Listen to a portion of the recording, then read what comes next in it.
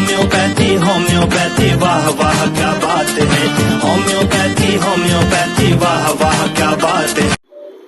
इय्याक नअबुदु व इय्याक नस्तईन। MS infertility homeo clinic से मैं डॉक्टर एमडी सैफुद्दीन आपकी खिदमत में हाजिर हूँ।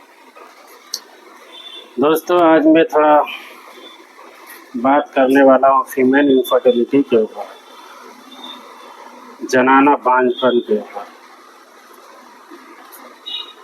इससे पहले वीडियो में मैंने चर्चा किया था कि बांझपन होता क्या है। आज मैं थोड़ा सा जनाना बांझपन क्यों होता है उस पर थोड़ा सा बात करने जा रहा हूँ।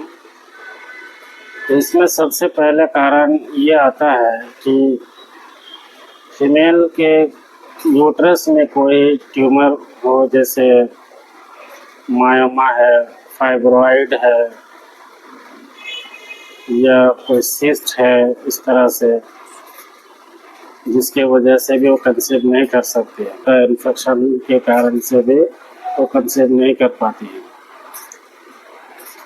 एक बहुत बड़ा इन्फेक्शन देखा गया है, हम अपने क्लिनिक में भी हमने देखा है। टेस्ट जब करवाए तो वो रिपोर्ट पॉजिटिव आया, जो कारण समझ में आया टॉर्च इन्फेक्शन। ये टॉर्च इन्फेक्शन बहुत ही वाइटल इन्फेक्शन है, जो कोई लेडीज़ जो कंसीव करती है तो इस इन्फेक्शन की वजह से बच्चा उसका मिसकैरेज हो जाता है। 2 बार, 3 बार, 4 बार तक मिसकैरेज हुआ है।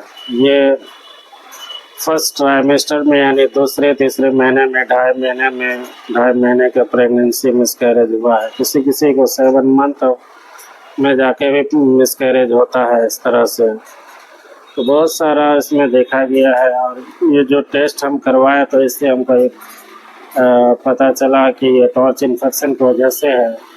तो हमारे होम्योपैथी में इसका बहुत अच्छा ट्रीटमेंट है, जो हमने ट्रीटमेंट किया और बहुत सारे केस में हमने सफलता भी मिली।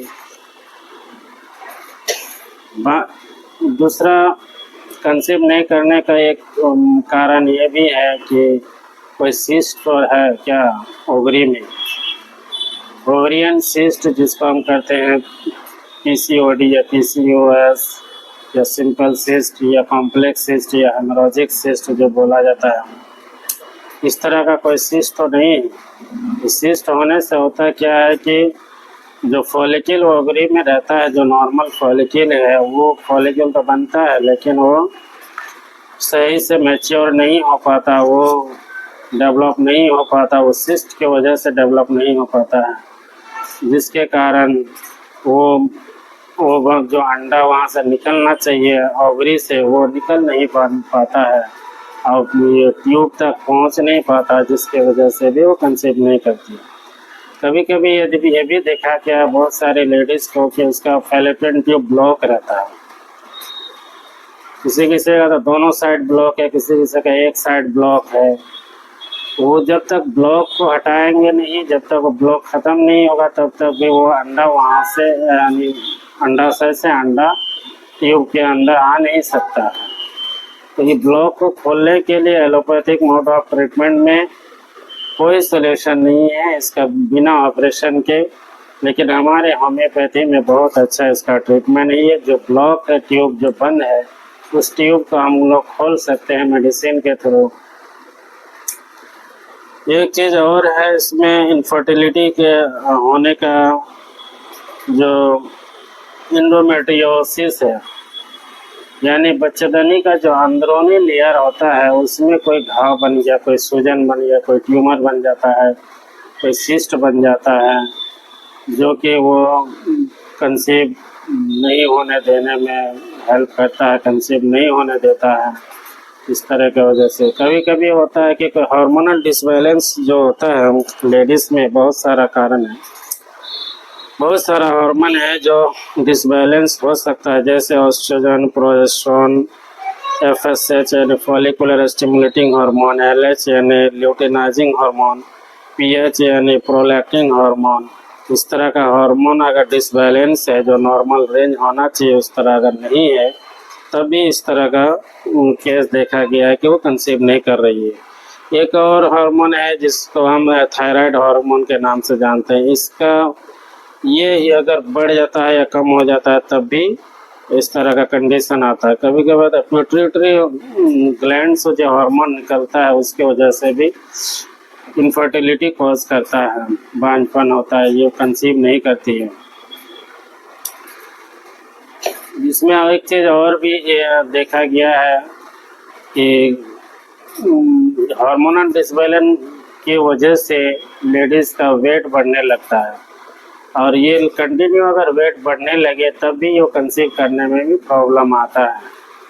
एक अल्ट्रासाउंड करवा के देखें, उससे हम लोग को ये पता चल जाएगा कि कोई बच्चेदानी में कोई ट्यूमर तो नहीं है, या अंडाशय में कोई सिस्ट तो नहीं है, और यह कोई इन्फेक्शन तो नहीं है, यूटीआई इन्फेक्शन वगैरह तो नहीं है, ई कोलाई का कोई इन्फेक्शन तो नहीं है। फिर ब्लड का भी टेस्ट किया जाता है, जैसे हार्मोनल टेस्ट है सारा, जैसे LH है, FSH है, TSH है, या T3 T4 है, एस्ट्रोजन प्रोजेस्टेरोन हार्मोन है, लुटेनाइजिंग हार्मोन है, इस सारा हार्मोन का टेस्ट किया जाता है। तो इससे हम लोग को एक ट्रीटमेंट लेने का, या क्या प्रॉब्लम है, किस कंडीशन की वजह से, कौन सा प्रॉब्लम की वजह से कंसीव नहीं कर रही है, वो चीज़ हम लोग को समझ में आता है। ये डॉक्टर को भी हेल्प मिलेगा उससे।